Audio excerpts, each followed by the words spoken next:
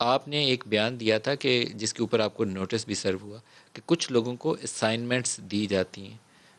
یہ اسائنمنٹ نواز شریف نے ان 4 لوگوں کو دی تھی، اور میں کافی زیادہ بیک گراؤنڈ انفارمیشن رکھتا ہوں، لیکن آپ کی زبانی سننا چاہوں گا.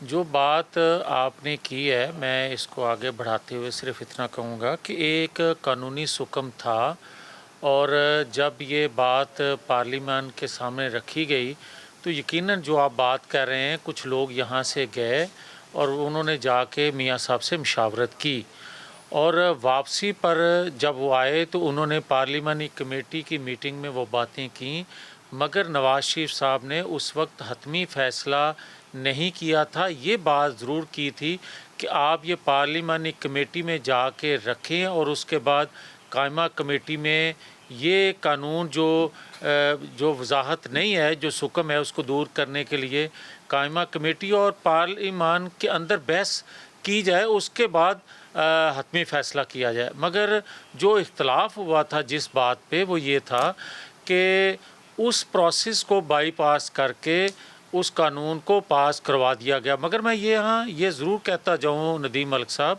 اس قانون کے پاس ہونے کے باوجود بھی جس طرح سابقہ جو پرائم منسٹر تھے ان کے پاس یہ اختیار تھا ایکسٹینشن کا، اس پرائم منسٹر کے پاس بھی یہ اختیار ہے اور اسی کو ملا. اب یہ چاہتے تو اس کو ایکسٹینشن دے دیتے، نہ چاہتے تو ایکسٹینشن نہیں دے سکتے تھے. مگر اس قانون کے پاس سوال ہونے یہ ہے پر کہ نواز شریف نے خود منظوری دی تھی کہ ایکسٹینشن کے حق میں جا کے نون لیگ ووٹ ڈالے گی اور غیر مشروط طور پر اس کی حمایت کرے گی. وہ دونوں چیزیں ہوئیں.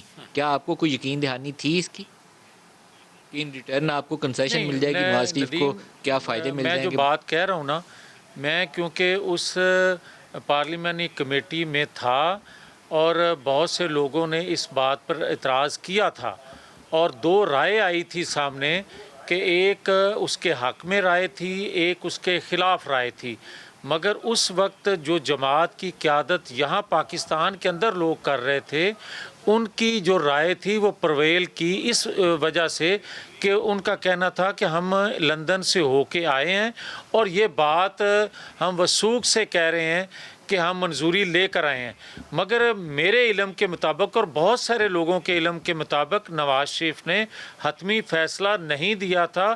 انہوں نے کہا تھا کہ وہاں جا کے ڈبیٹ کی جائے اس بات پہ اور اسمبلی کے اندر بھی اس کو بحث میں لایا جائے.